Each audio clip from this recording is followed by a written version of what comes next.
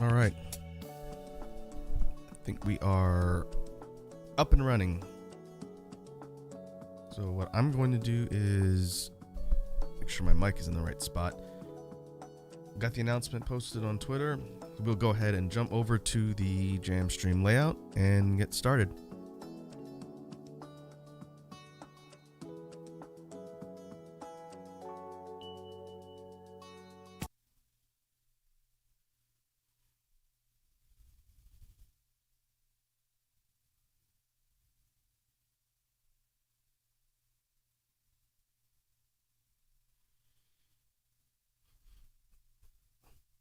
All right, just doing a bit of a sound check, make sure everything is good to go.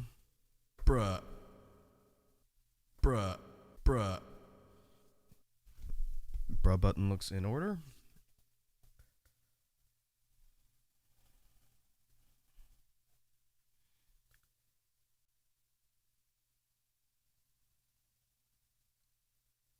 I think what I'll do before I get started with the warm-up,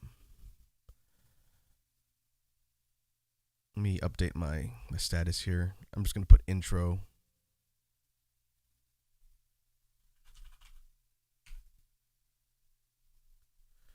There's a couple of kind of logistics and housekeeping things I wanted to talk about before we get into the actual warm-up for the Jam stream.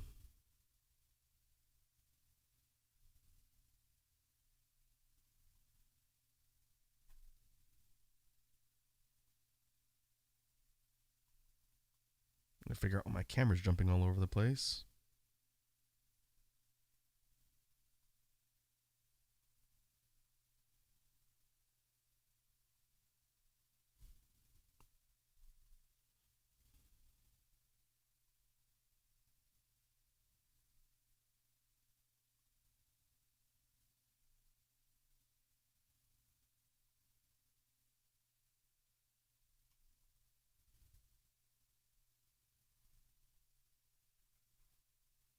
Let's keep it about there. So before I begin to practice, let me jump over to one of my other tracks. I want to put on some just background music while I'm talking through some housekeeping stuff. We'll go for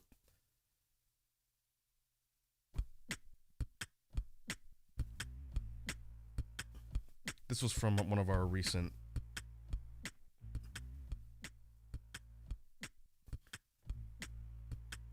streams. I'm just going to put it in the background while I'm kind of talking through some updates. So this week's been kind of interesting as far as content goes. I had to make some last minute changes to the stream schedule, and I wanted to talk a little bit about that since I mentioned it briefly earlier on in the week, but it's going to kind of affect things going forward.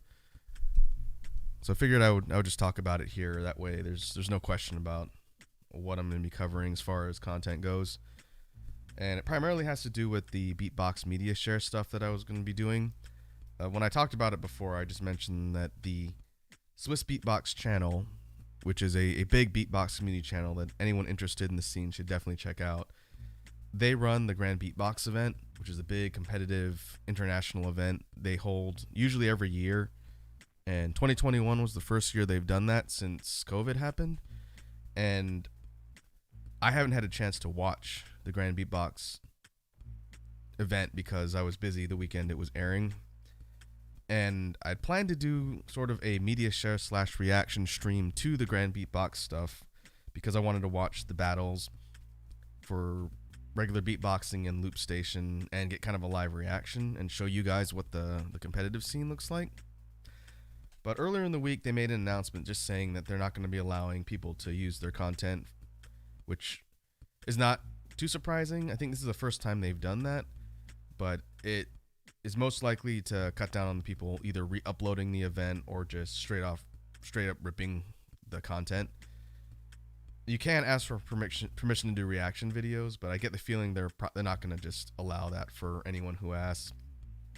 So as a result, my plans to do kind of a media share community thing with the Grand Beatbox event stuff is not going to happen. I do want to do another Beatbox media share in the future where I sort of showcase things from the community. It probably won't be specifically from Swiss Beatbox, because I think all of their content is potentially copyright enforceable, and I'd rather not risk getting like a takedown. But as a result, I need to sort of figure out when I want to do that in the future. There's other media share stuff I'm probably going to focus on in the meantime, but that was kind of an unexpected twist, but I'm not upset about it or anything. Really, it's the content owner's right to kind of enforce how they let people use it. So that's fine. It just means we won't be looking at Grand Beatbox at all on stream. Other than that, there hasn't been a whole lot of stuff up to date. I think since the last jam stream we did, I did release the Revenant's Beats BGM pack for Halloween. If you're interested in checking out the stuff that I made, you can find it over on my Bandcamp page. Or I put up a compilation video here on the YouTube channel just highlighting the beats that are in the pack for people to kind of preview them. But if you're interested in actually downloading the stuff to use in content, then you could find the stuff over on Bandcamp and you can download it for free. Just enter $0 in the dollar field of the purchase thing on Bandcamp. And I need to go check and see if the free downloads per month thing has been burned at all. But as far as I know, there should be no issue of people just downloading stuff for free. And for usage rights or legal stuff, just check the video that I uploaded a while back about using my material, or look at the descriptions in the video for the compilation. It's pretty straightforward. But in the meantime, I'm still putting together the list of stream sounds that's going to go into that first collection. That'll be the next thing to come out, probably, hopefully by the end of the year. I'm not in any rush to just churn out BGM stuff. I do want to be a little bit selective of what I'm kind of putting out there and kind of choosing what I think are the most interesting tracks to go in the collections. But like I talked about a little bit ago, for the Stream Sounds collection, I'm going to be waiting until I get 10 total tracks for that one before I upload it onto Bandcamp. So that'll probably be somewhat soon. It'll just depend on how long it takes to accumulate 10 tracks. I think we're at 7. I think I have 7 in the pack right now that are recorded. I don't know if they're tagged. They're recorded and they're ready to upload. So I'll post an announcement later once that's ready. I'm hoping by December I'll be ready to release that. But as far as the beatbox and music content, I think that's just about it. I'm still kind of figuring out what I want to do. It's been a while since we've done a beatbox challenge type video, so I need to start thinking about some ideas for how to do that. I like the idea of tying the challenge to some sort of game. We've done Slither.io a couple times here on the channel, where every time I die, I've got to improvise and freestyle a beat. I don't know if I do want to do that again, but in order to switch things up, maybe I will choose another game. It's got to be something relatively punishing that I can use as the challenge. Maybe Jump King. I'll think about it. That may be too punishing, but we'll see. That's something on the horizon that I've been trying to figure out as well. The challenge streams are pretty fun, as long as I don't have to do another hot sauce one anytime soon.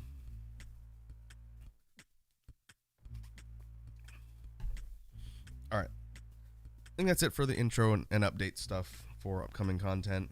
More to come on that. I think what I will do now is work on some warm-up and practice drills for the beatboxing stuff. I have to look at how I allocate my time here, because I don't have a full time slot for I have to run off to another appointment. But we can go ahead and jump into some basic practice beats and drills for sounds, and then we'll kind of move from there. I didn't prepare a whole lot of sound theory stuff today, so I don't think there's going to really be a whole lot to talk through unless people have questions about beatbox technique. So we'll go ahead and get started, and then I'll probably go into maybe more of a pattern and routine kind of segue. Edward says, "Is there death in Jump King?" Oh, hey Edward, welcome to the stream, man. Good to see you.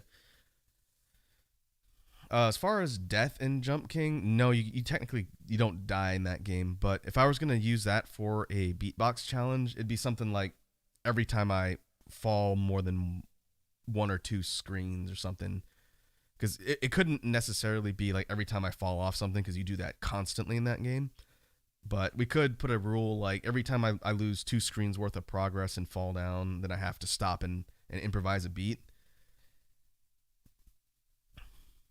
That could be fun. I've never played Jump King, but I've watched a lot of people do it, and it looks like a brutal platformer. So that could be a possibility. I think we talked about it a while ago, but I could also do something like getting over it for a challenge, but I think that would be a little more difficult to kind of quantify and also much more punishing. I think it'd be funny, but I don't know if it would necessarily be productive, because I'd basically be falling off of stuff constantly, and then because there's narration and sound in the background, I think I'd have to mute the game every time I did a beat. But Jump King is pretty straightforward. I think if I just turn off the BGM and then just have it be quiet, we could even do something like if I can turn the BGM off in Jump King, then I can put loops on, and then every time I have to stop, then I just pause the loop, knock out a beat, and then we go back into it. It's kind of like what we did for Slither.io. So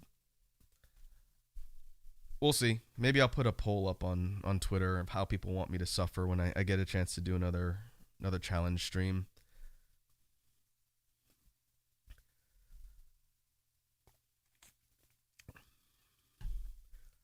But we'll see. So we'll go ahead and start warming up. I think I will just move through a couple of basic combinations of patterns and sounds, and that should be good. I may need to spend more time doing some bass warm-up. As I was doing some offline practice this week, I realized that my ability to do a lot of my basses well is pretty much impossible to do cold. And by cold, I mean just if I'm not beatboxing at all and I just start trying to do like a vibration bass, my throat needs actual warm-up. Otherwise, the bass doesn't come out cleanly. So for our purposes here, I may focus on some more warm-up stuff when we get to basses, because otherwise it's not going to be clean when I'm trying to experiment with patterns and stuff like that. But we'll start with basic sounds and then get my face warmed up. So let's see.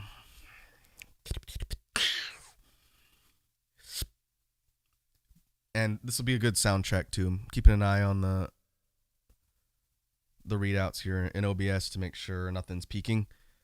But I've got my mic right next to my face, and I'm going to try and go alongside it here so I'm not pointing the strong sounds like my snares directly into the mic. So let me know if there's anything I need to tweak with the sound settings when I get started here.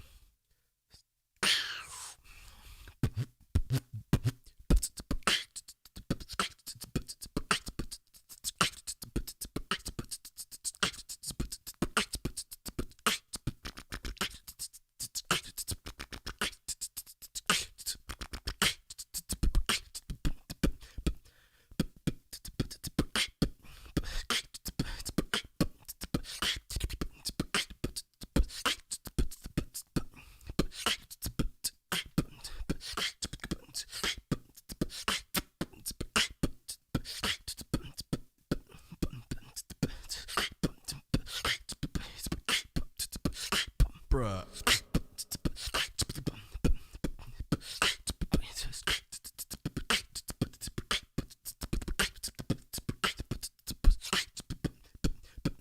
Switch.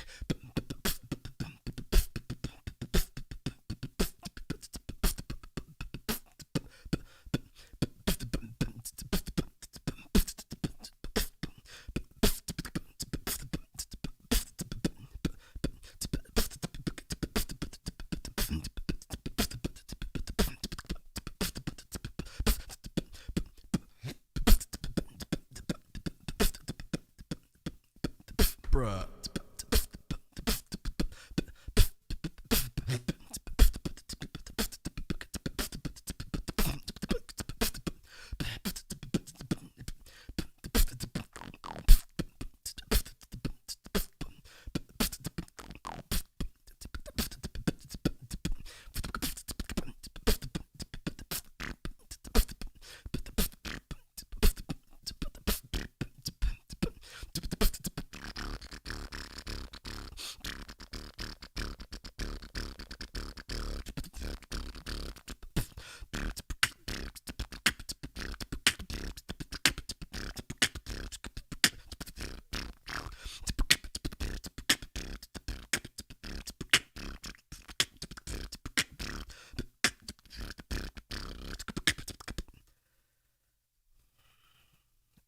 It looked like my outward Ks were hitting red, which is weird. That's not usually the one that does that. But if I'm still not pointing directly at the mic and I do a let me see if I can turn my EQ down a little. Turn down a hair. We'll see if that makes a difference.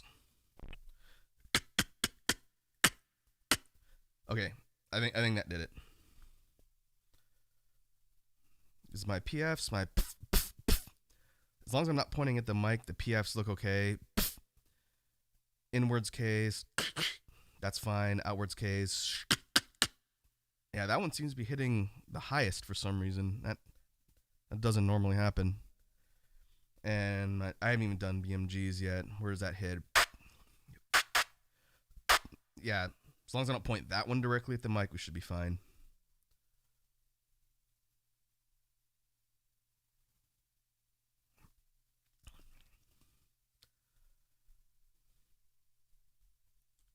Okay, I think I'm gonna run through a couple more practice patterns. In fact, I'm probably just lean closer when I have to talk. I'm gonna go through a couple more practice patterns, get some of the other instruments in there, and then I'm gonna work on some bass warm up for the throat type basses.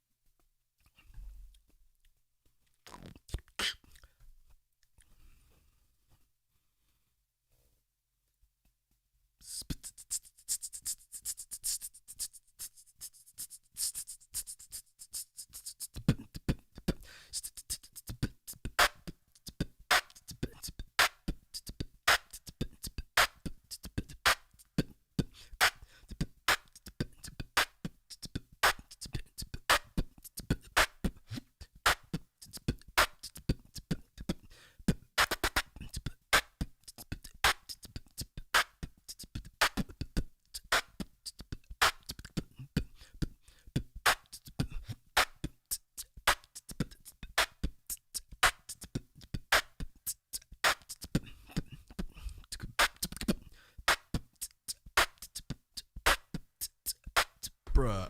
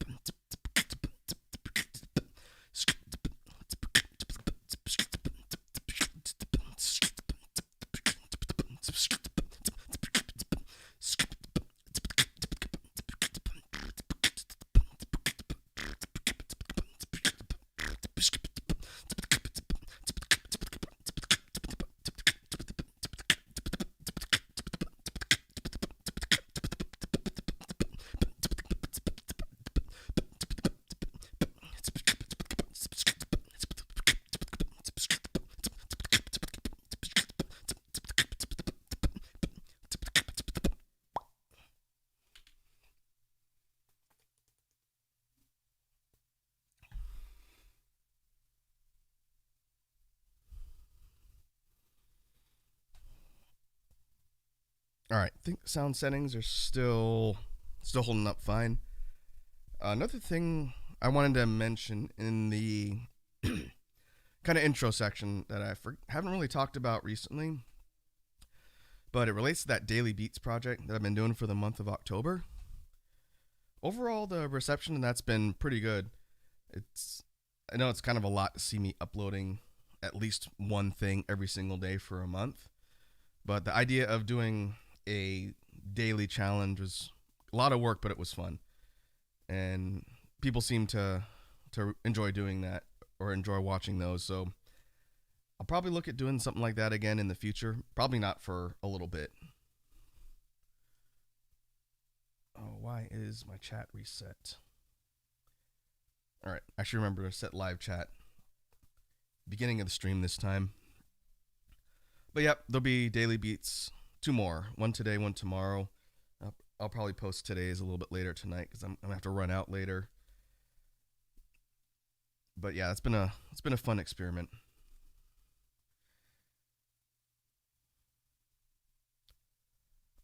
All right, as we transition out of warm up to more of the pattern and routine practice and kind of sound theory, if we come up with any, I'm gonna do some bass warm up exercises, and I want to try something that I haven't done for bass warm up yet because I think it's been affecting how I'm actually doing my warm up. I'm going to take my headphones off. I'm gonna leave them on my model.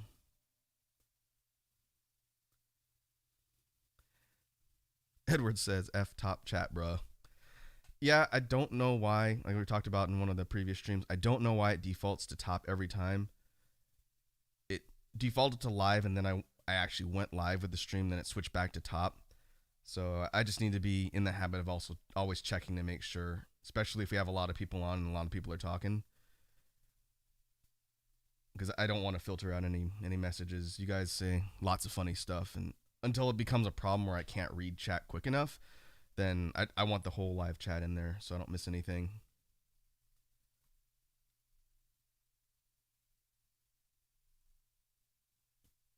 Yeah, we got it set to live now, so we good. All right, so let me do this.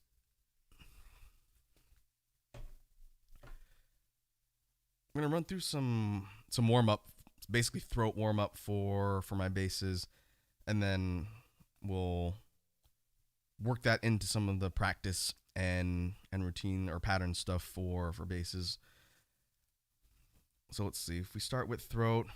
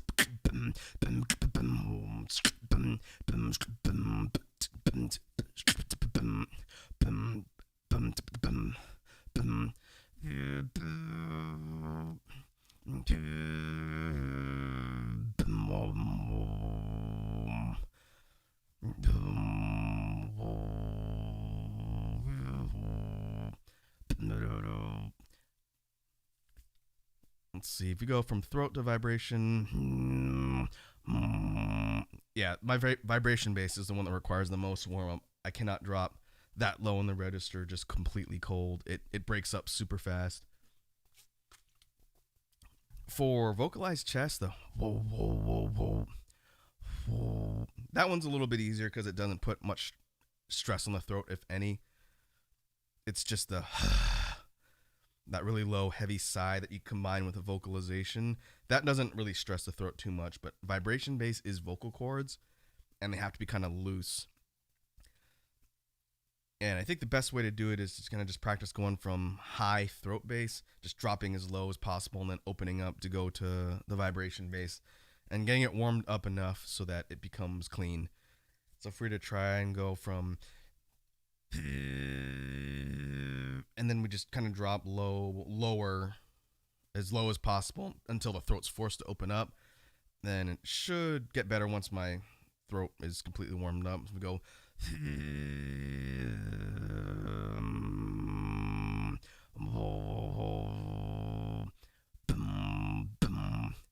we get a little bit more of that resonation. That's when it starts to actually sound the way it should.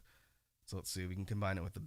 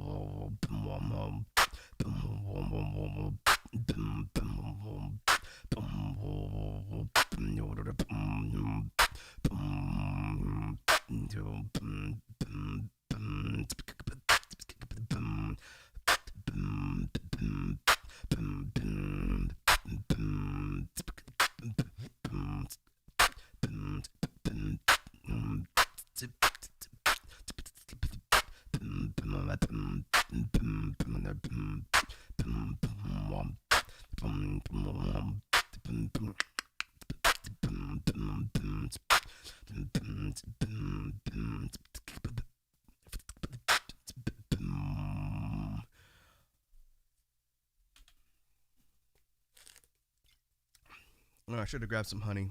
Oh well, I'll probably have to go get some later.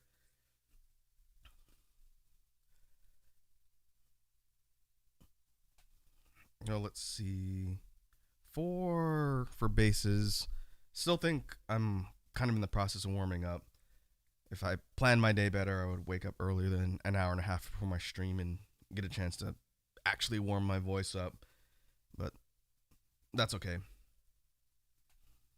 I think the results of my horrible sleep schedule this last week finally caught up with me yesterday.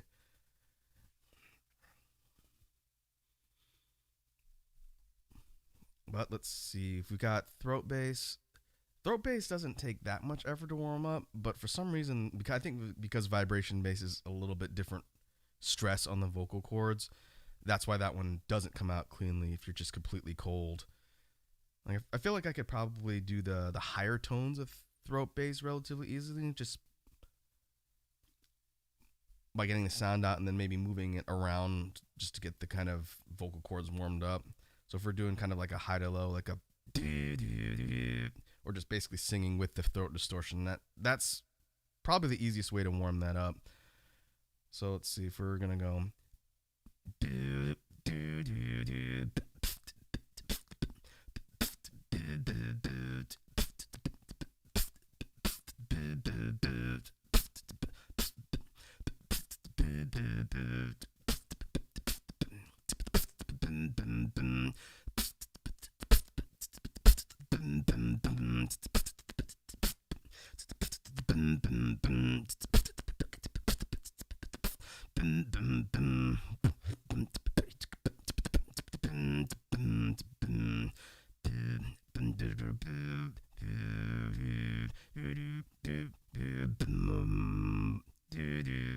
As we go lower.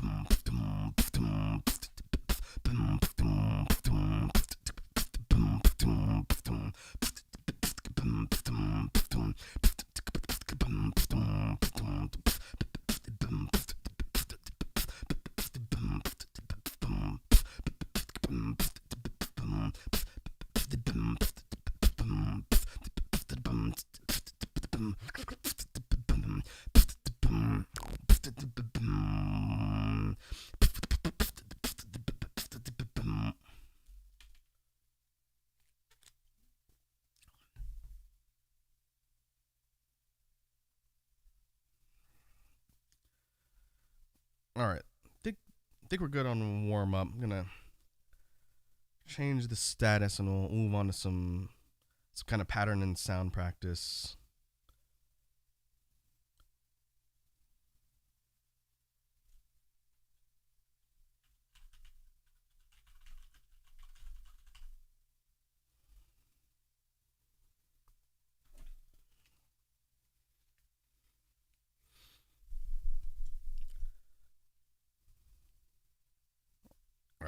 Got my headphones on.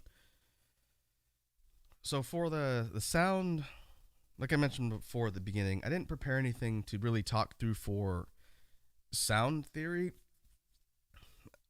In the last couple months, when we have these jam streams every other week or so, I've been primarily drilling and practicing stuff that I know already.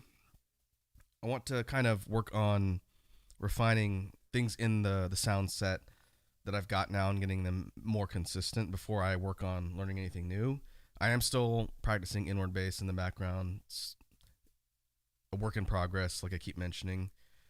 Maybe I'll be able to start working it in by the end of the year. We'll see. It's not my top priority, but it's the sound that I want to learn the most. That and the actual post snare. But for basses, being able to do inward bass would give me a lot of tools to be able to mix in. And for some reason, it's just taking a lot longer to learn. But we'll get there. As far as other sounds, one thing that I have been drilling a lot, and I think I talked about it last jam stream for a bit, is the technicality patterns. So for TKK, that's the one that I didn't know that I've been working on probably over the last 5 to 6 months or so. And that one's coming along. I feel like that one is getting much closer to where I want it. Still not 100% clean, where I can just spam it constantly, but I can do it a lot more in a continuous loop than I could when I was trying to learn the sounds 3 months ago or so. So for context, that's the one that goes like, and before I was having trouble doing more than maybe 3 or 4 in a row, kind of like, and it would kind of break the sequence because my mouth didn't have the muscle memory. So now if I really push it and I'm doing just a TKK chain, I could do it for, well, I guess we can try it. So if I just spam it, which is kind of one of the fun parts about speed and technicality patterns, is you can use them as fillers in a rapid succession, like we saw with that helium drum and bass video. But if I spam TKK, it sounds like,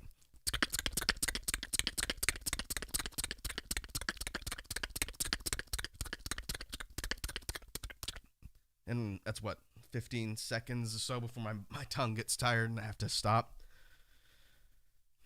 But it's getting consistent enough that I can start working it into patterns, which is really helpful, and then it helps for drills. So if we were to just put like a simple PF snare or like a kick in between, that's what I've been practicing for that one. So for TKK drills, it'd be something like,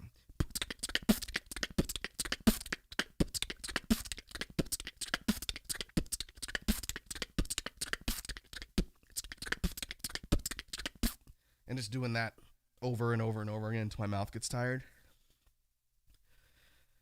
Another thing that I've been trying to work in for practice purposes, and this could be kind of our sound theory discussion for today, is taking that TKK and starting to combine it with other sounds in order to mix up the technicality pattern.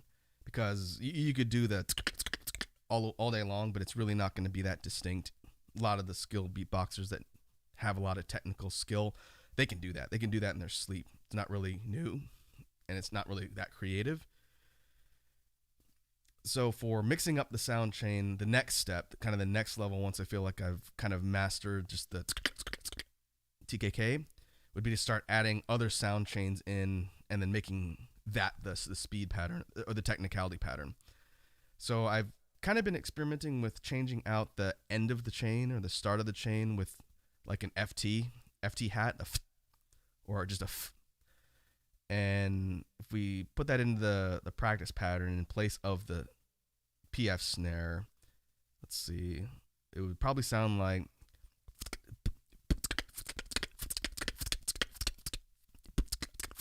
okay, I was doing an alternating kick, PF, F snare. I haven't actually written that pattern out, so I'm trying to think about it logically, just on the fly. I think it would go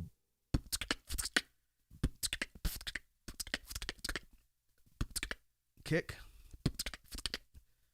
Okay, kick, TKK, F, TKK. That's a three part.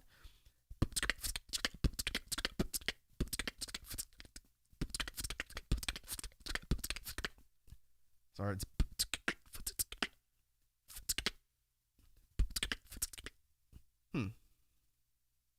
triplet, triplet, triplet.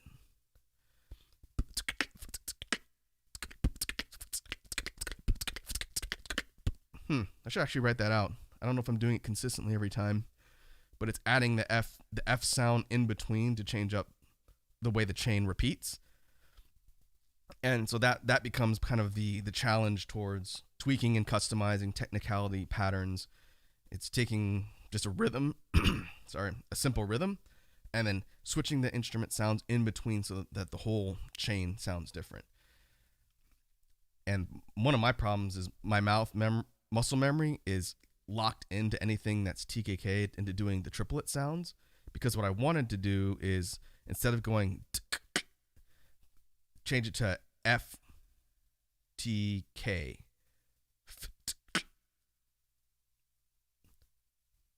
But my FTK FT rim shot, I guess. So the middle the comes out. But my mouth is so used to doing in triplets with the TKK that it keeps the K in there, so it becomes a 4 sound instead, which is really annoying. I'm trying to break that habit.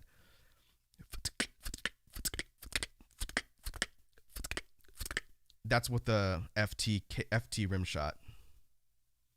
It'd be FT small lowercase k, FT uppercase K, sorry, in notation, because it's going FT rim shot, not FTK. FTK would be, which you could do too. That's also viable for technicality, but that's not what I'm trying to practice. I'm trying to practice FT rim shot. So,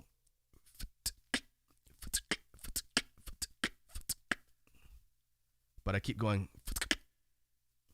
with the extra K in there. So instead of a new triplet, it's a quadruplet pattern now, which isn't bad, but it's not the rhythm that I've been practicing. And that's the tricky part.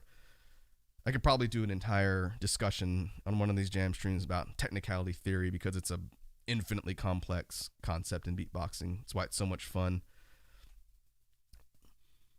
But the real skilled beatboxers can do things like take a triplet pattern and match it up with like a 4 pattern into like a 5, and then repeat that 3, 4, 5 massive chain back to back, and it sounds like this really complex flowing rhythm that changes up slightly at each like micro measure. It's crazy. That's where I'm trying to get, but for now, just being able to do the pretty quickly is still not completely clean. But for these jam streams, when we're talking about sound theory, you guys are going to see me try and experiment with different patterns kind of on the fly, and then I'll probably take them back off stream, try and practice them, and then next jam stream we will check back in and say, okay, did we make progress on the one we talked about before?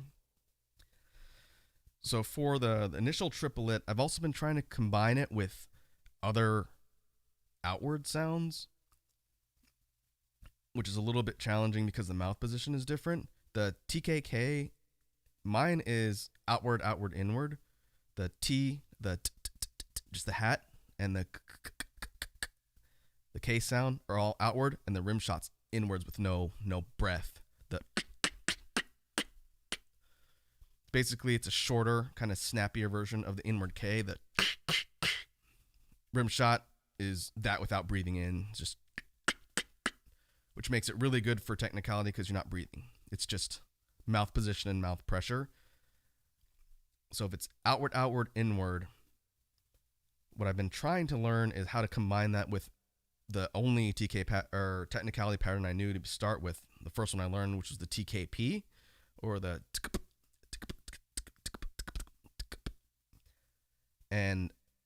or KPT, the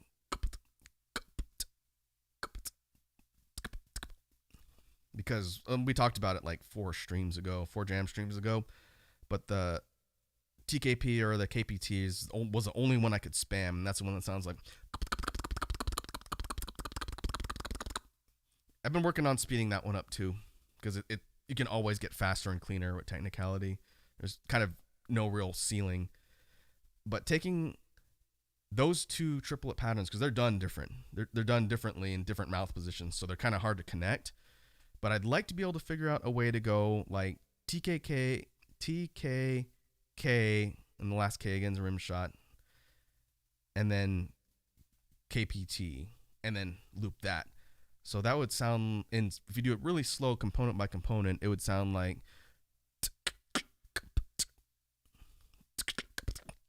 not really not that complicated, but your mouth has to kind of change position because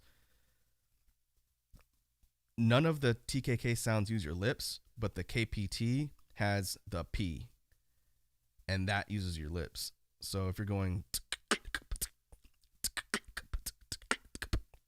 yeah, that's tough. I got to think about the best way to do that efficiently. I think it's doable, but it's kind of like a reset of mouth position really fast. So anything that comes down to kind of speed and muscle memory just to get your mouth from one position to the other in the same chain. But I've also been kind of tinkering around with other ways to use similar mouth positions or sounds for the TKK that are not going to require a reset, that are a little more feasible to do. And some of that's like changing the sounds on the hats in between. I'm trying to think of what one that I did recently. If we look at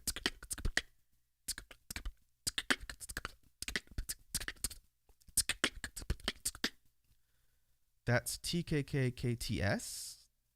I really should write these out. I never write out my technicality patterns unless I put them in my sound list. If we break it down, what did I just do? Oh, TKK, KT, rim shot. TK rim shot, KT, T rim shot. Is that what I did? Huh. That's actually kind of confusing. I should probably write that down so I can figure out what I'm doing.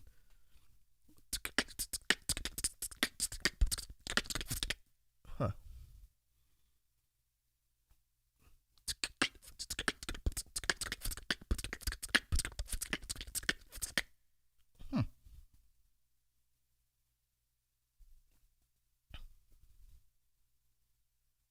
Sorry, the reason why I'm looking off camera is because I'm legitimately trying to think about what sounds I'm doing.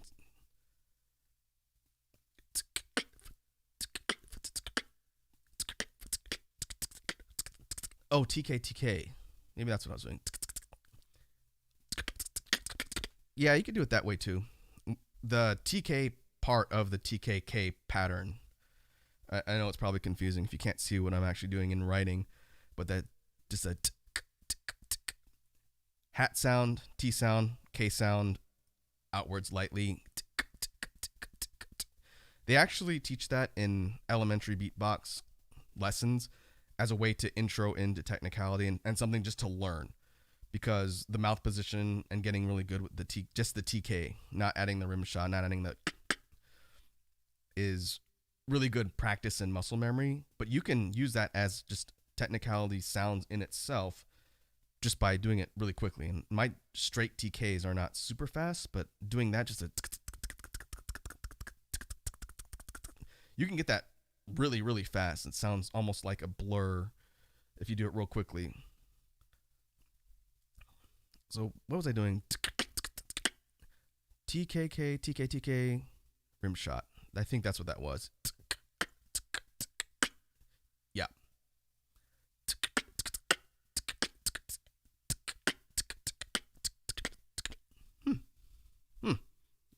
I don't think I've ever practiced that. I'll have to remember that for next time.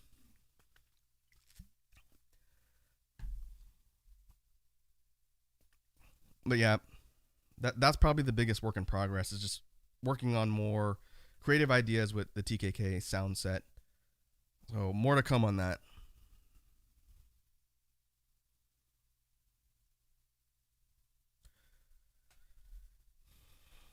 All right, next, what I'd like to do is switch over. Oh, Edward says you could probably use the text on screen to write out the sounds, I guess. Yeah, that's a good point, Edward.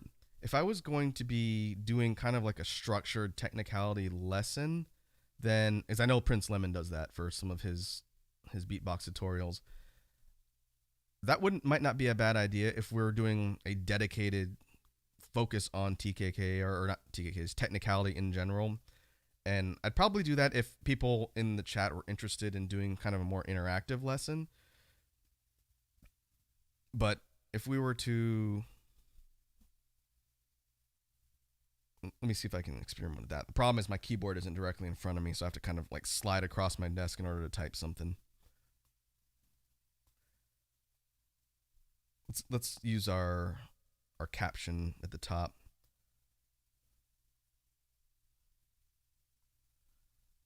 Let me move my loop up.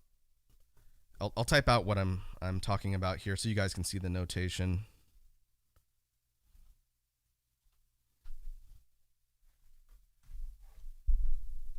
My model might shoot off screen, but let me move my mic a little.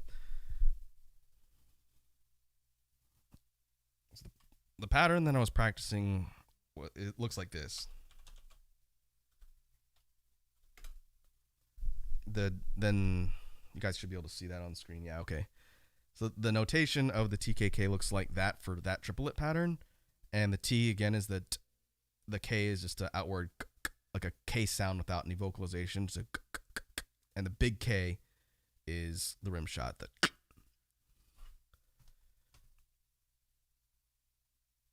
And so the kind of experimental pattern that I just did kind of randomly out of the blue looked like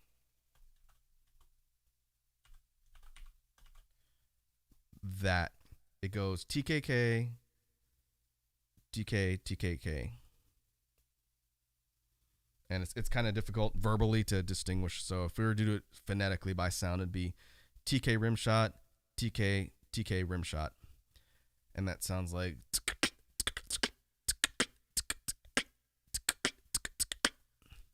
Yeah, that's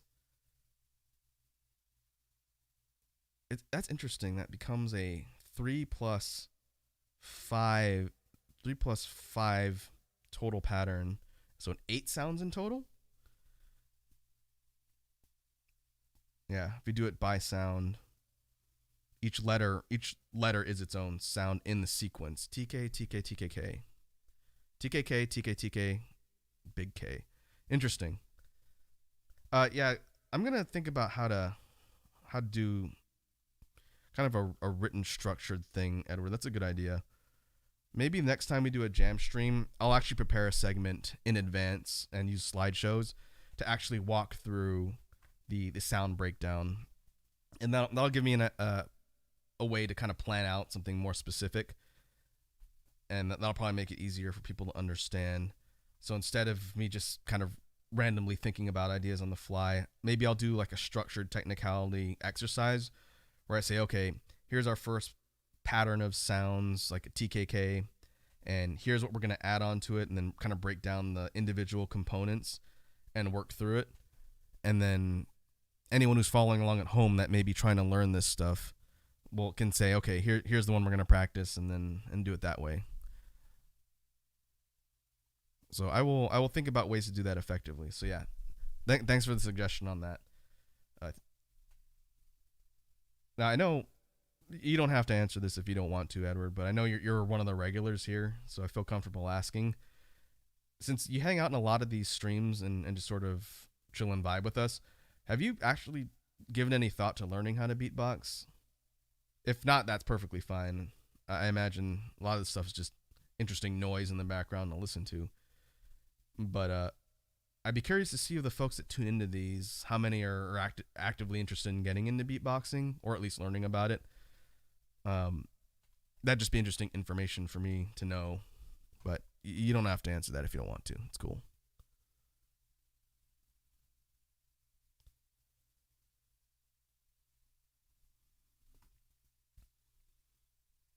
All right, let's move on to some BGM and loop stuff. We've got about 40 or so minutes before I gotta run. So I want to devote the rest of the stream to doing some BGM brainstorming.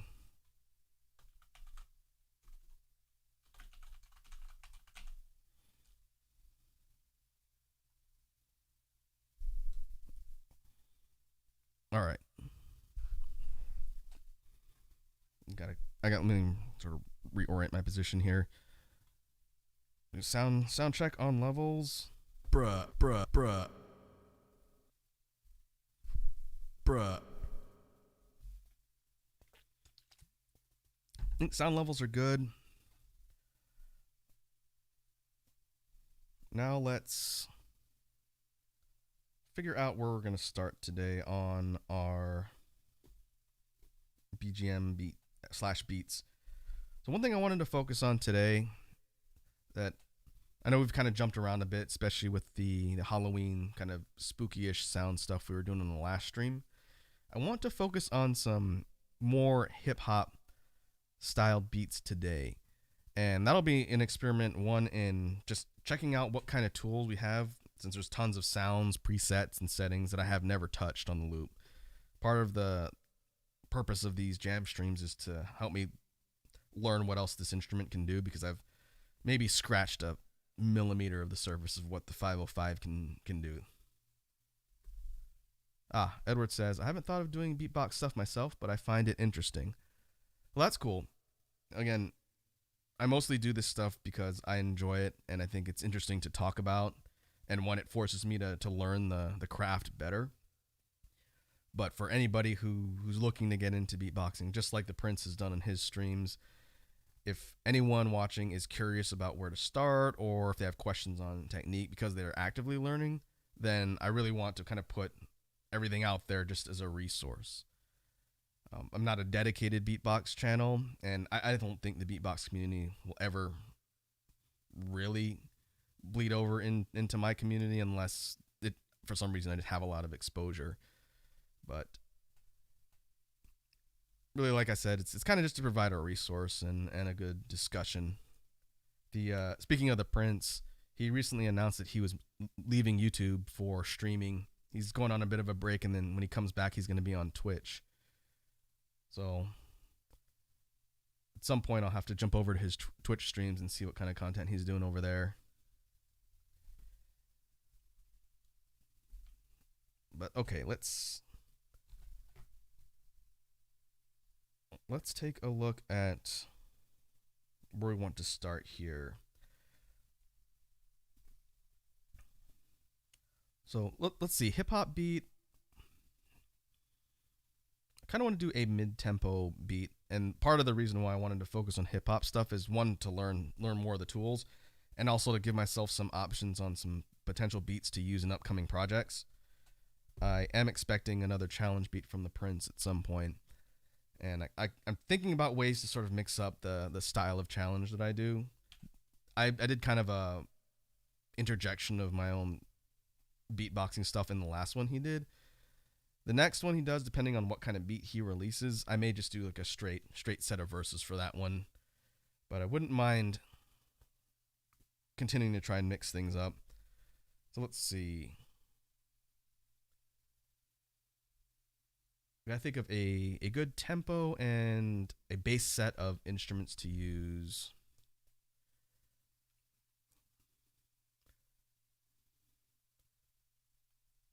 And let's see, could do maybe kicks and outward Ks to start, but I'm trying to think of the rhythm, because we could just do a that's probably as standard as it gets when it comes to something kind of hip hop adjacent. So let me try and mix up the rhythm again. I was thinking kind of something that's a little bit more kind of start and stop as far as rhythm goes. So instead of it being just a kind of 4/4 like that, we've done that a million times already. Maybe something that sounds kind of like,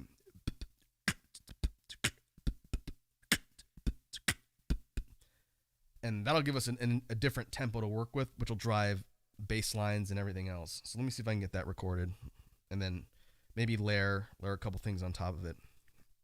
So let's see.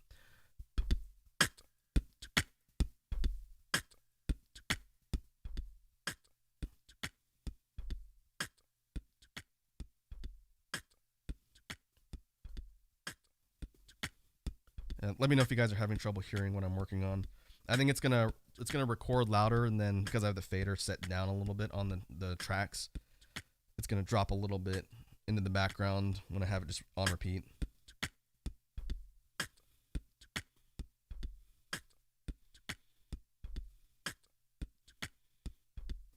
All right, and I'm going to do something that I don't normally do when I'm looping. I'm going to be saving each iteration. That way, if I go and overdub something and screw it up, I don't have to re-record the whole track. I can just reload the main track itself, and it'll undo whatever it is I messed up. But real quick, I'm going to refill my water bottle, and then I'll be good for the duration of the stream. So I'll be back in 1 sec.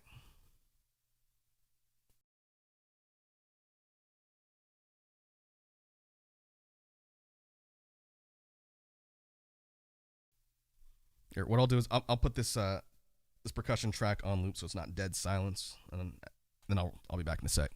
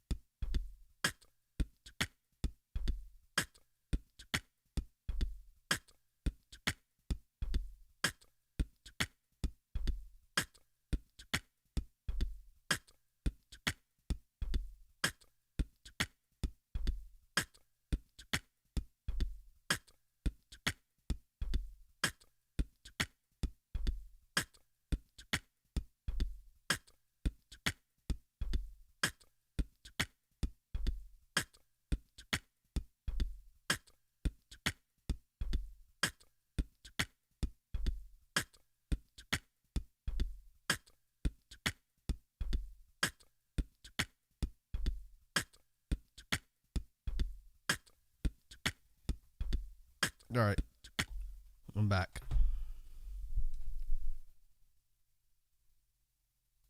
Let's see. Edward says to me it sounds like there's a bit too much of a delay between the second snare and the kick before it. Let's see. I'm gonna turn it on and listen to it here. Second snare and the kick before it.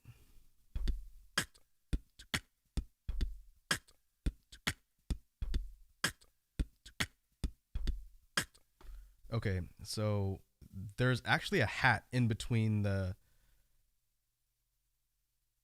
second kick and the second snare.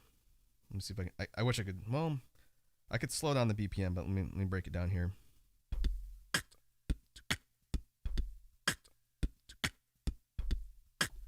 Yeah, it's going. I'm just doing it on the fly here without the loop. So it's going. So the second half is going, and then it loops back with the double. So, and the reason for that is to keep the rhythm a little bit more irregular. Edward says, I was actually thinking of the first snare. Okay, let's listen to that. That's like a half beat. So right now it goes. So if we made them closer together, it would sound like.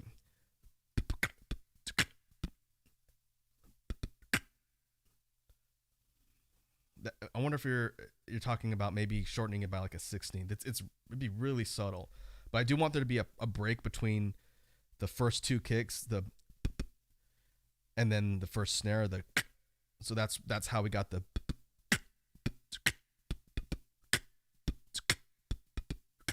that was an intentional rest in between the first two kicks and the first snare.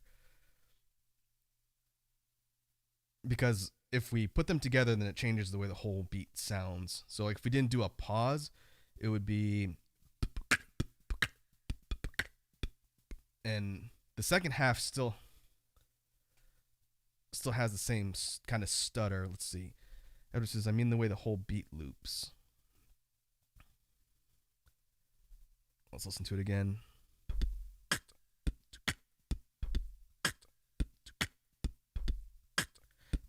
Actually, one thing I noticed, and this might be part of why you're hearing that, the first two kicks are not totally audible. The first one is actually kind of silent. You almost don't hear it. I might need to actually re-record it because it should sound like with two pronounced double kicks in the beginning. And then so it's going 1 2 1 1 2 1 1 1 2 1 2 1 1 1 2. And I don't think you hear that because it's too quiet. Yeah. The first kick is almost inaudible. It sounds more like a little whisper. So let me try and re-record it, and we'll see if it sounds a little bit more clean that way. Because the point is to have it be kind of like a jerky rhythm. Like 1 2 1 1 2 1 1 1 2. That's the point, instead of being 1 2 1 2 1 2 1 2 1 2. That was why I tried an irregular rhythm, but I think the first kick isn't audible enough, so let me re-record it. What we want it to sound like is like that. So let me try and get it clean. Oh, Penguin's here. Penguin says, "Hi, Raku. Hey, what's up, Penguin Party? Welcome to the stream, man. You're not at work for once." All right, let's see. Let me try this again.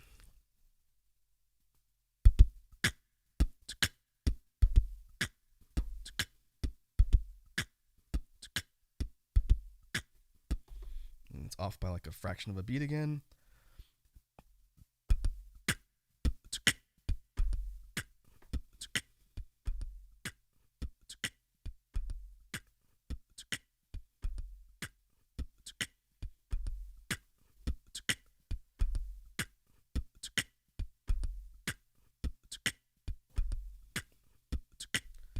Okay, that loops into itself a bit cleaner than the first version.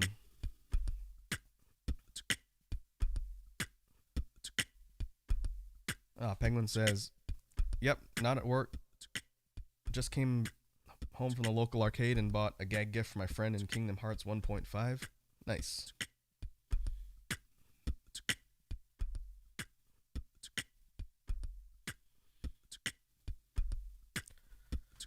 I miss local arcades. There are none immediately where I live.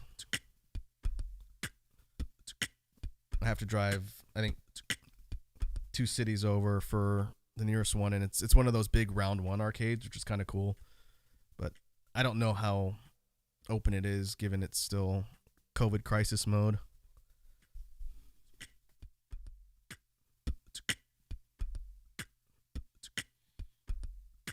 Okay, let me save my progress again here.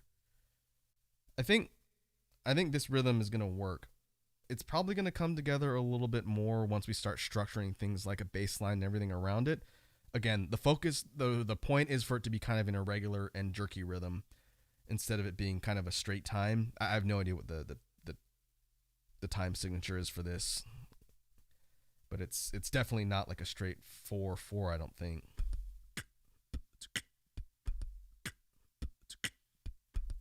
Yeah, it doesn't sound like it.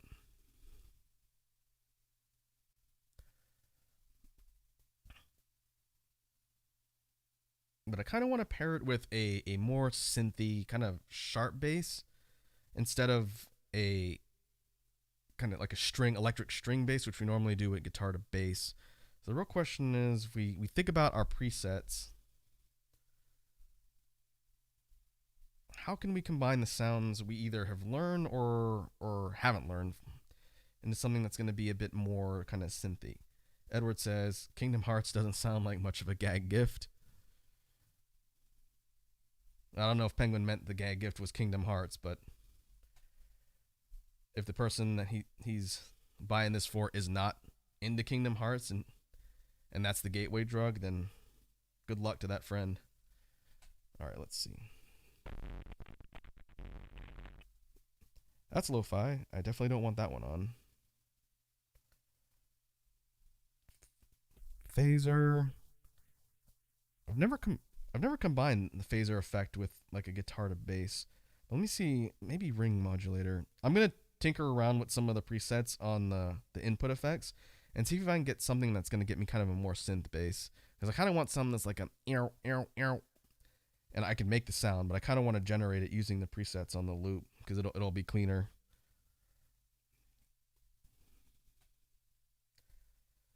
Penguin says the gag gift is a potty training DVD. I'm serious. Why? Because it's an inside joke between my friend and I to buy each other bad gifts. Also, it was brand new and only cost me $1. There you go.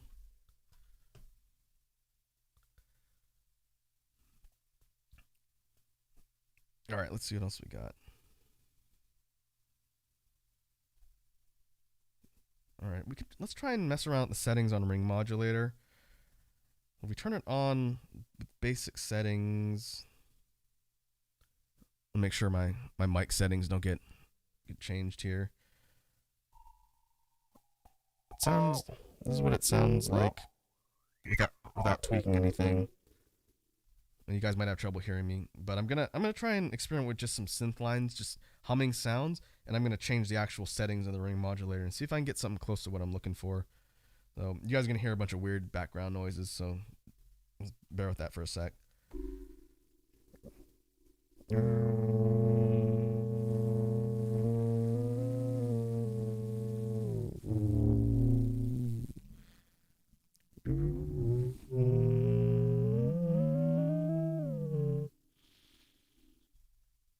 All right, frequency changes the pitch of the distortion. That's good to know.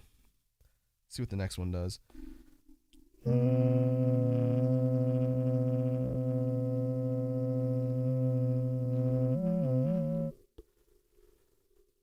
Balance, I think that's the balance of the input sound to the distortion. I can't really tell much of a difference by tweaking the balance.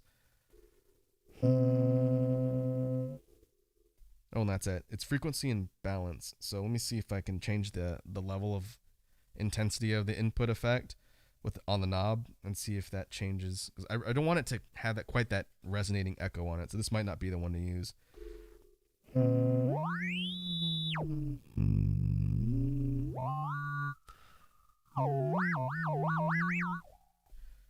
All right. We've used that effect a couple times. I just wanted to make sure nothing in the presets would change it. By just changing the knob, it basically makes it go from kind of a distortion to more of a frequency noise, like an airway scrambled frequency, which isn't really what I'm going for here. So let's keep looking.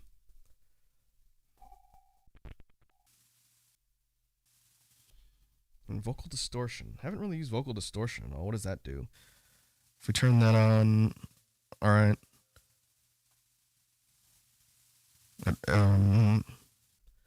That adds a distortion layer kind of over the input. I wonder what changing the settings does to that particular sound. Let's find out. This is 50% on normal. It's kind of got like a feedbacky thing up behind it. Let's see. We change the distortion. That's the knob. Tone plus 50.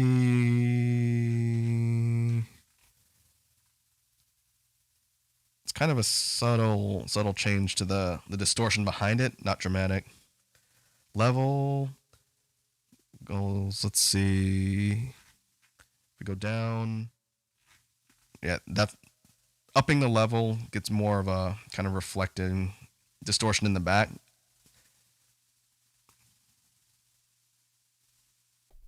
Okay, vocal distortion is interesting, but that might pair more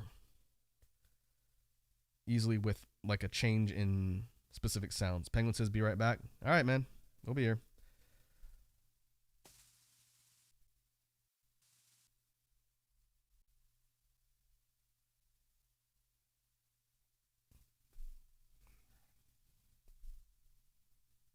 Let's see. There's tape echo. There's a couple other sounds that are select or they're restricted to a specific combination of settings here, and I think I have to turn off my dynamics, which is on input level or track 1. And if I do that, it's going to drop my mic boost a little bit. So I'm going to try and speak a little bit louder, because if I turn it off, you guys can probably tell there's less boost on the mic. It should still be audible, but I'm going to have to get a little closer when I'm explaining things with this one.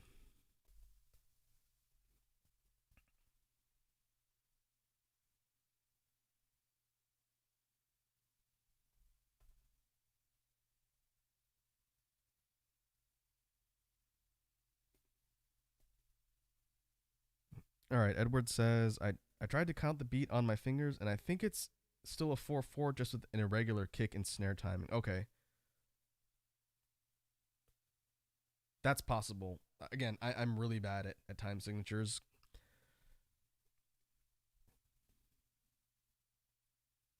But the fact that we have basically, it's almost like a semi-syncopated beat, because everything's kind of offset, and it's it's a little more kind of herky jerky, but that's the point. I wanted to go with a rhythm that's a little more irregular and weird. But let's see, tape echo. What is tape? Tape echo. Well, that creates a delayed echo on an inputs. So I wonder if I pair that with like a synth bass, like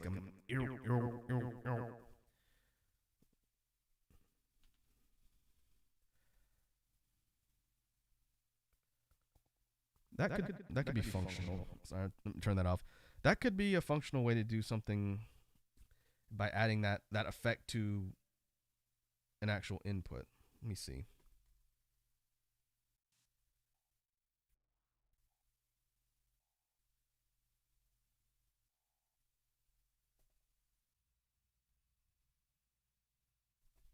No, I can't use the tape echo and the guitar to bass at the same time.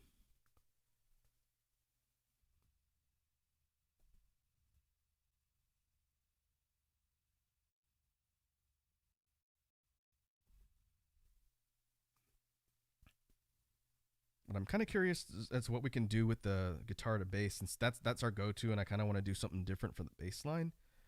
So what if we try and combine it with some of the other presets on the input effects to see? Again, I'm trying to get close because my dynamics are turned off. If we take guitar to bass and combine it with one of the other ones, let's see what it gives us. Here's guitar to bass, about 30%. What I'm going to do is I'm going to hum a few bass lines, and then I'm just going to turn these input effects on and off and see how it changes it. You guys will probably hear a bunch of distortion and things changing, but if I need to talk, I'll try and turn it off so you can hear me.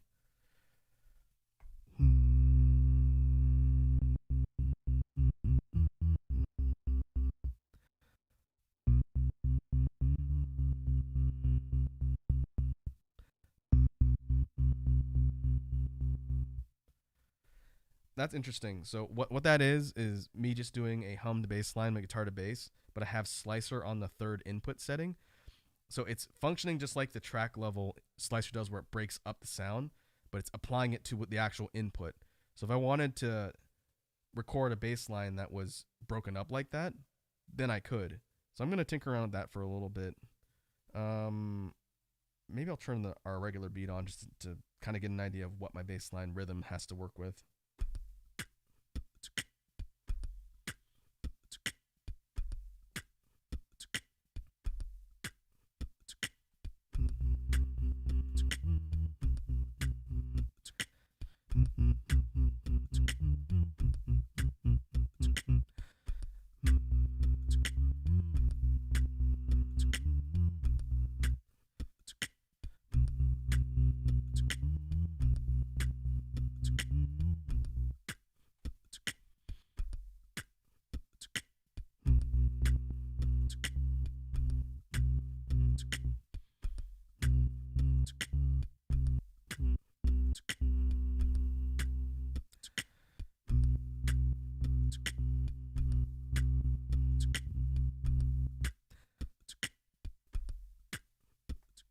Oh, interesting. So there's different slicer patterns, which I haven't really messed around with a ton on the loop.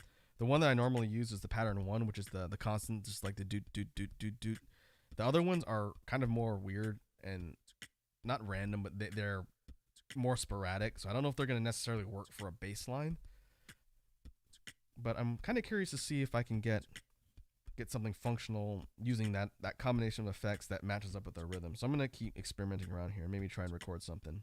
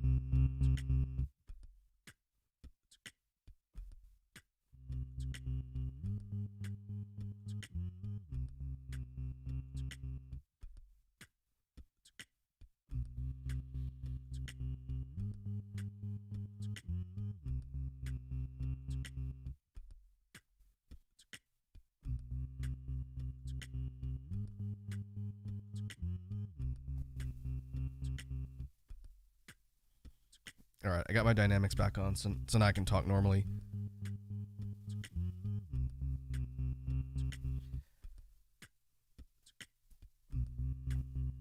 Using a slicer combined with a bass line is interesting because it basically makes it so I don't have to worry about breaking up a rhythm if it's going to be constant and doing it manually. All I have to do is think about where the notes are changing and then just try and line it up logically with where I'd want it to change rhythm-wise, and then the actual beat of the bass line, if you will, is automatically being done by the slicer, which is kind of interesting.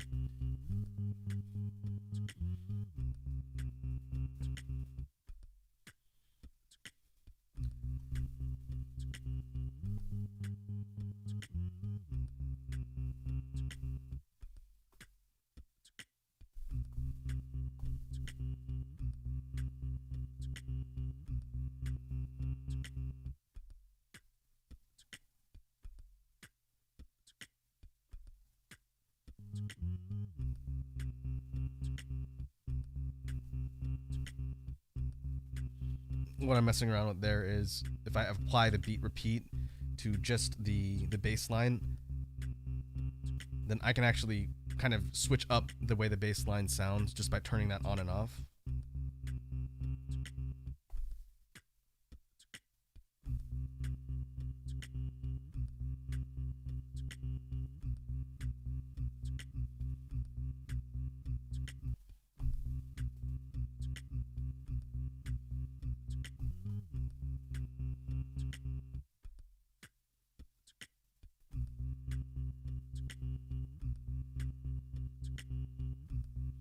This is just looping the first section using beat repeat.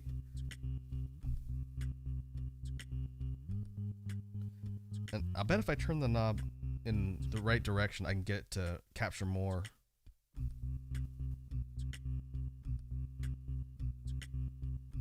Maybe less.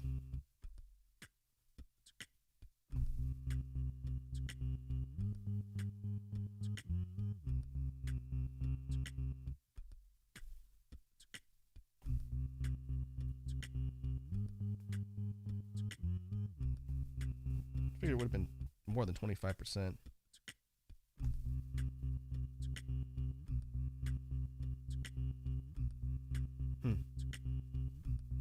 I was trying to get the first section when the bass line goes up and then have that just repeat by itself and have it not come back down.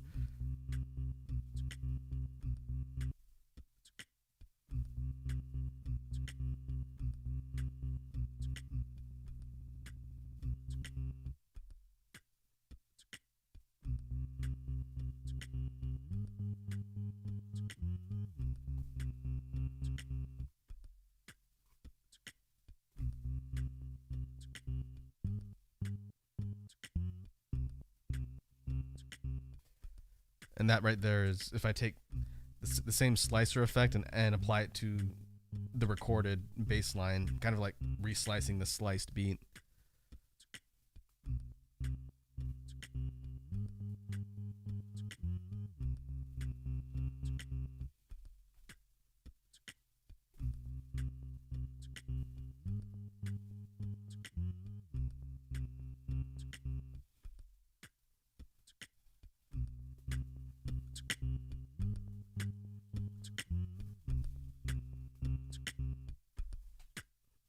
All right, let's save our progress so far. Interesting concept or combination of sounds. Let's go back to the beat construction and see if we can tweak things with the original rhythm and just by adding to it. I'm not going to change the actual rhythm itself, which is why I just saved. So if we think of, in fact, maybe I'll do this on another track just to keep it separate. I was thinking about adding a hi-hat run, an eighth note hi-hat run to this that's constant. So if we were to combine it and put it together, it'd be like,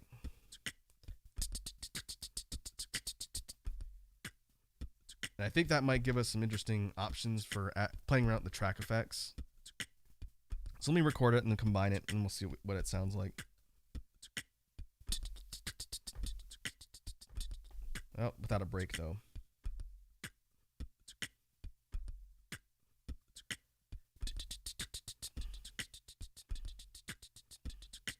I think I'm doing it too fast. That's eighth notes. Yeah.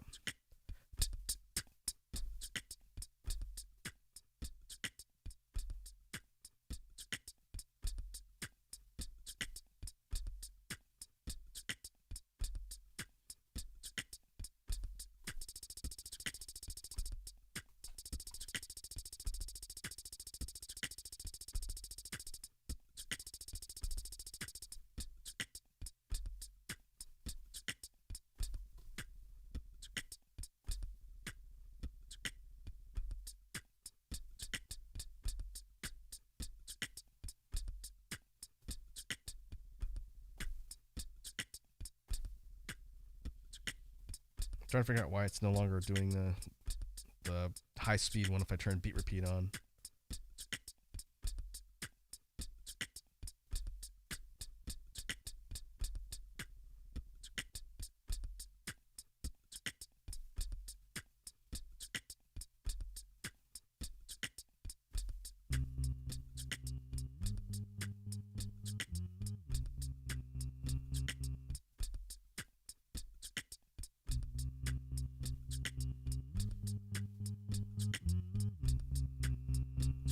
Bruh.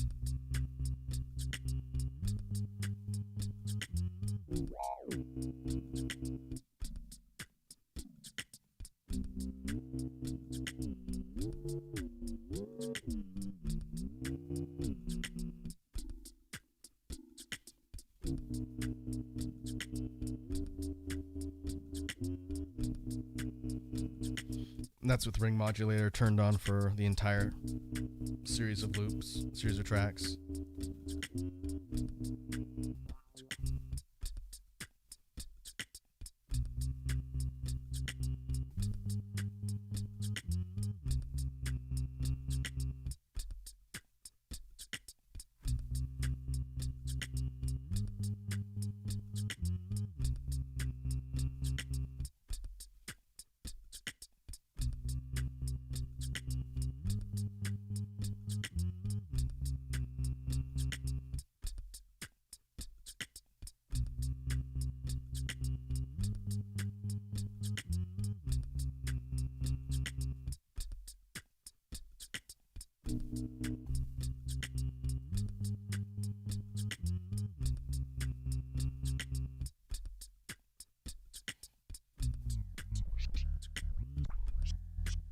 I'm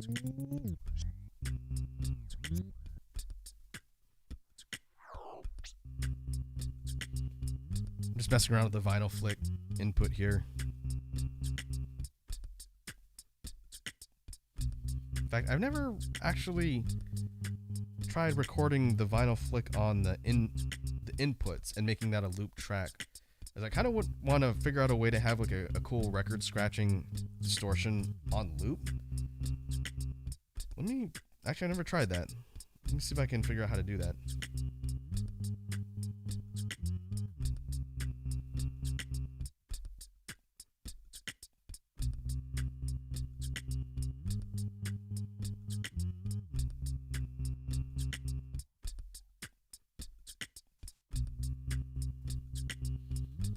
I see. I don't think that's an input effect. It might only be track level.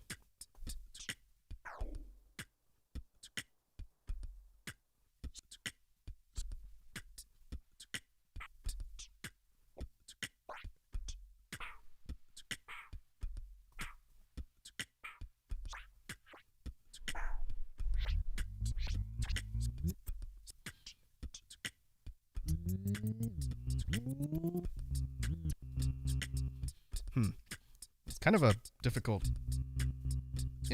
track level effect to use.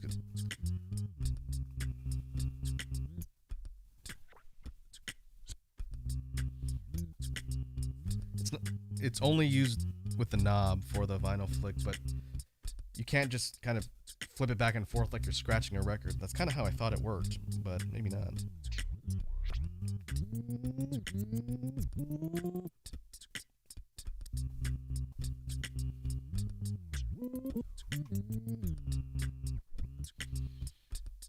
It kind of like moves in one direction and then stops. It doesn't cycle, which is kind of interesting.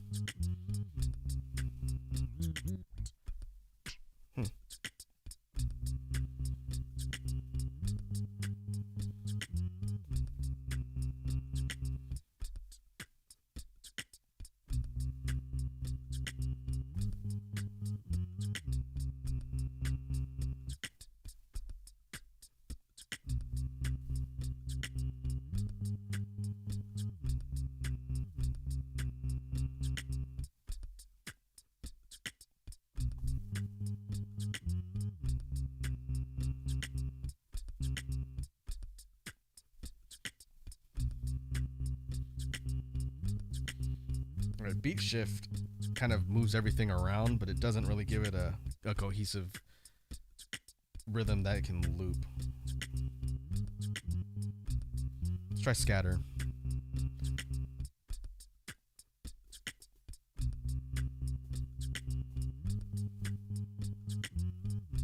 And this is scatter applied to all the tracks that are currently looping.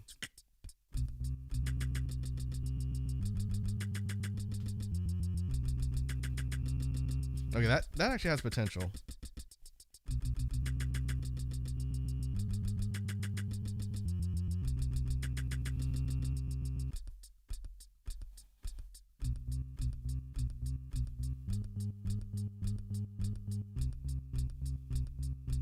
This is with the beat scatter on 50%. Kind of functions a little bit like the slicer effect if it was turned on, but if we take it and we crank it up a little bit, then it like 75%.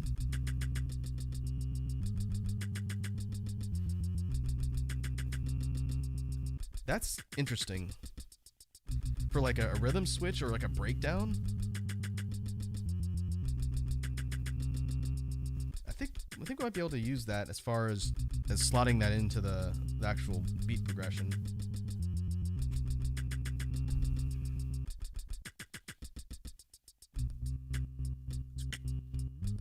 Alright, so if we were to think about it with the beats actually playing,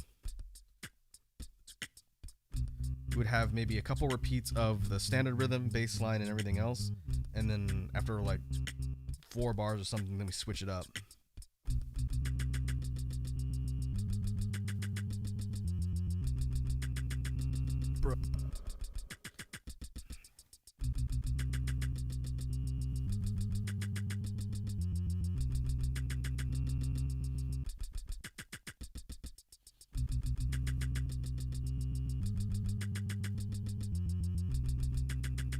That's kind of a cool breakdown.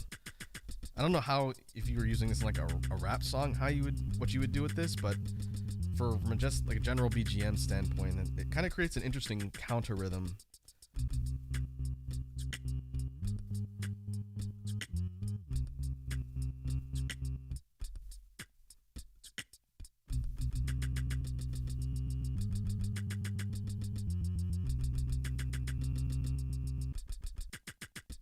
Bruh.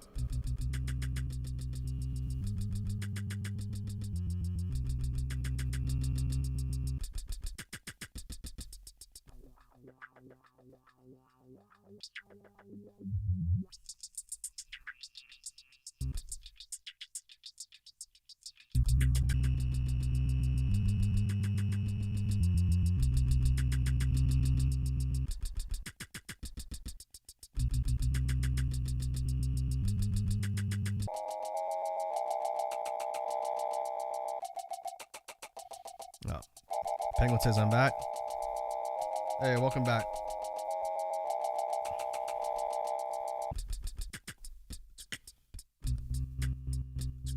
What I'm playing around with here, Penguin, is a basic rhythm and bass line that we've got on loop here, and then I added a track level effect to scatter the beat, and so that gives us a kind of interesting counter rhythm breakdown. And I'm kind of thinking about other effects to pair with the breakdown to make it sound distinct. So here's what it sounds like.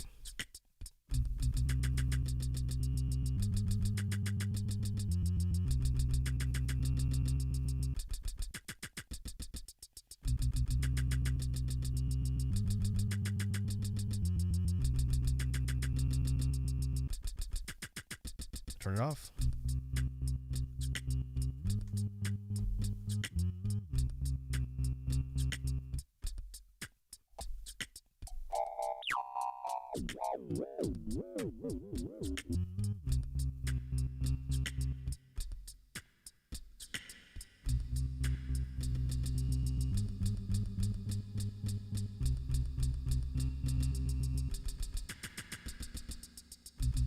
What I've done is I added a reverb echo to the whole track.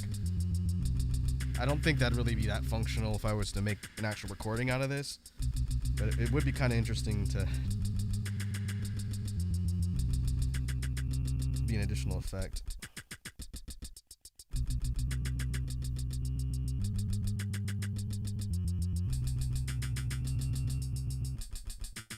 Granular delay gives it kind of a more mechanical sound, which is useful, but I don't know if that's necessarily what we'd want for a breakdown on a beat like this.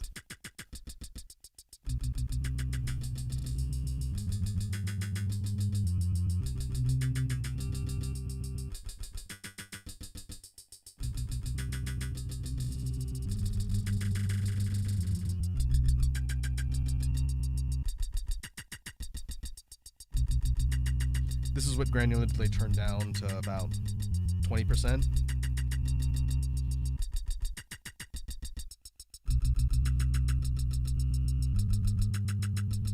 This is what granular delay turned down to about 10. Bruh.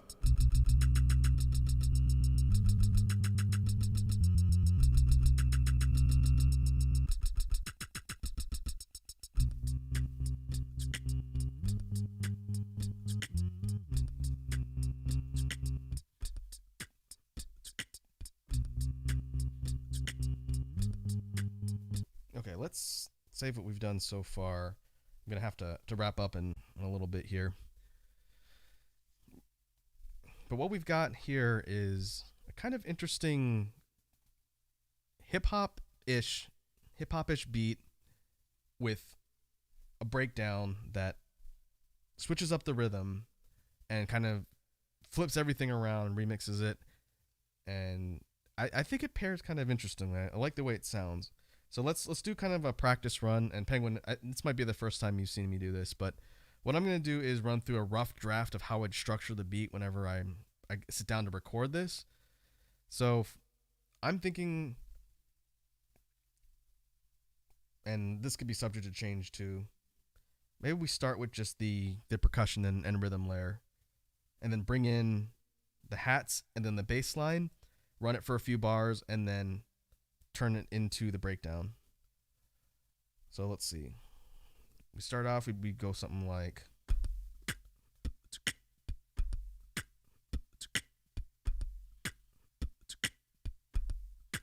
Bring the hats.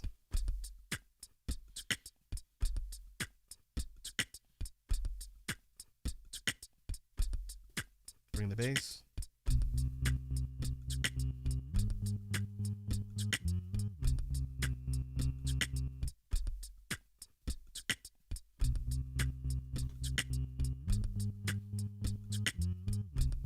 Maybe run it for 2 more repeats.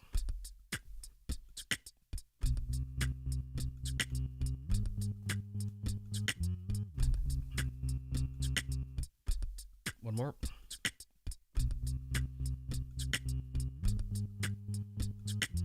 Now we get ready to switch it up with the breakdown.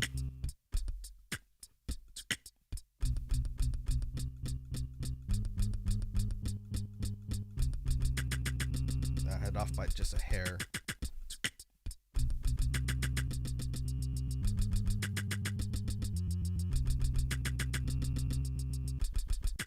I think it's between 76% and 100% on the scatter, so I'm just gonna put it up to 100%. All right, so let's back up in the rough draft a little bit. Let's assume we have all the parts playing and we're getting ready to go in the breakdown. So do 2 repeats of the full thing, then a breakdown.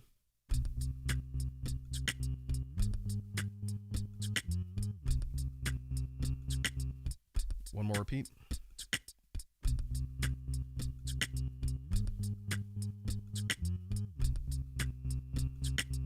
Okay, now the breakdown.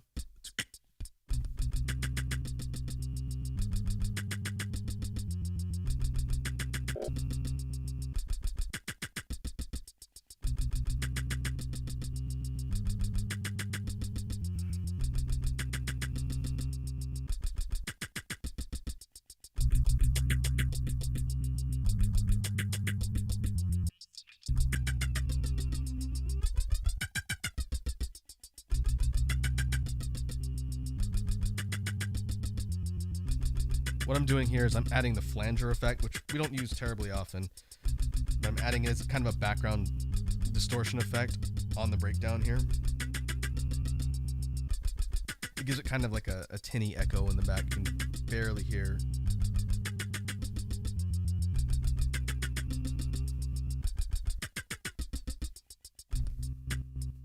And I guess the real question about how we transition out would be, once we get out of the breakdown, maybe we go back to just the empty beat by itself, and then for the last part of the song before the whole thing repeats, maybe we just bring back in the bass line and the hats.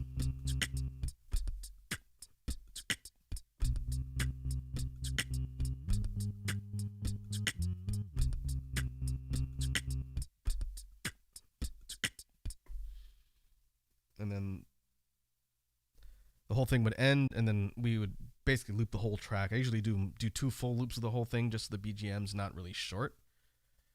But I think that could be pretty functional. I think the kind of jerky, irregular beat combined with the more standard bass line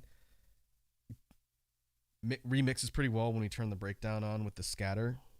So yeah, I think I like the way that sounds. If we had more time, then we'd be able to tweak a few more things, but I have to actually run in a few minutes here. But before we jump off, for you guys that are watching, what's a good name for this one? I usually try and focus on maybe some pun-based things or something related to the way the song sounds or is constructed. So what do we have for suggestions for the BGM? I'll play it in the background here.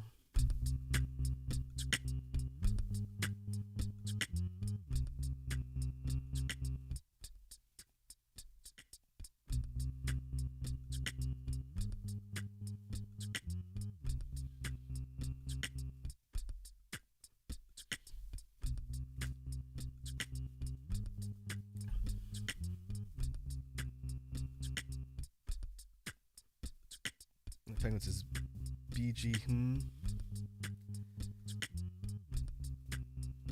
Yeah, this thing does have kind of a hip hop sound to it.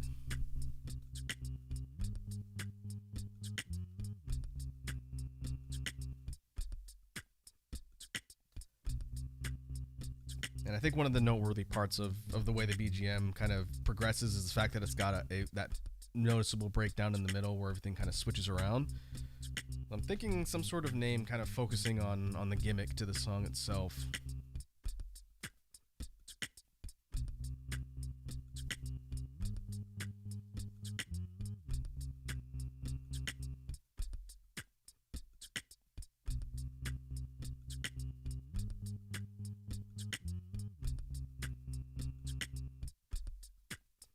Maybe something with the word switch in it. Penguin says hop down. Is that a play on words with like hoedown?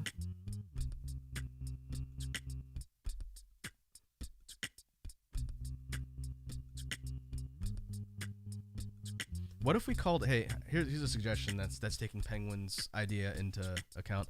What if we call it switch hop? Since it's hip hop adjacent at the very least, but because it has a rhythm switch in it, what if we called it switch hop and make that the pun?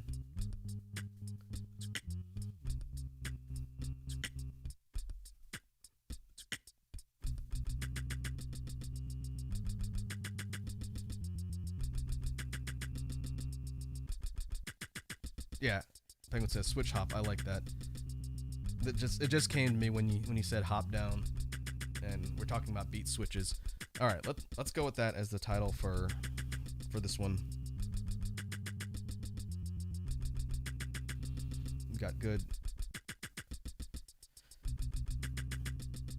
bass rhythm, and then a breakdown and flip it around. Whenever I go sit down later to record these BGMs that we make here on stream, kind of collaboratively with the chat, I don't normally change anything with the instruments or inputs unless like a really good idea happens to come to me, because I really want what we do to kind of be preserved in its format from when we recorded it or created it on stream. So let me see. Let me save this.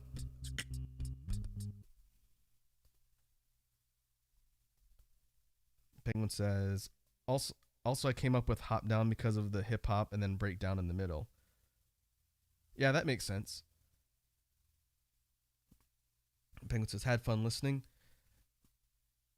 Yeah, I ended up spending more time on today's jam stream talking about beatbox theory and kind of the practice aspect. I think I want to devote another jam stream to a bit more just BGM brainstorming and ideas, because I actually wanted to do more than one track today. I just don't have time. Originally, this stream was supposed to start at 12:30 Pacific time, but I couldn't wake up early enough. And as a result, I had to push it back to 1:30. But maybe we can put another jam stream on the stream calendar for next week and then do kind of more of a dedicated BGM brainstorming session. In the meantime, if you guys have any other ideas or things that we can work into these BGM tracks, then write them down or just bring them to the stream, and then we'll start putting stuff together, because it's fun to bounce ideas off of you guys whenever we're sitting here experimenting with the loop station. Again, I have a lot to learn. I've only been actively working with this thing for about a little less than a year now, and there's way more untapped potential here. So we'll definitely be working with it some more. But in the meantime, thanks again to you folks for jumping on and hanging out today. It's always good hearing what interesting suggestions you guys have. Well, that being said, we will wrap up for today. We'll be jumping back on next week. I think next stream's going to be Monday. I need to get the calendar together for the schedule and post that on Twitter. But we'll be jumping back into Pokemon first thing next week, and then maybe more RE4 later in the week and stuff in between. So yeah, I will catch you guys later. Thanks again for hanging out, and I hope you guys have a good afternoon/evening/morning. See you later.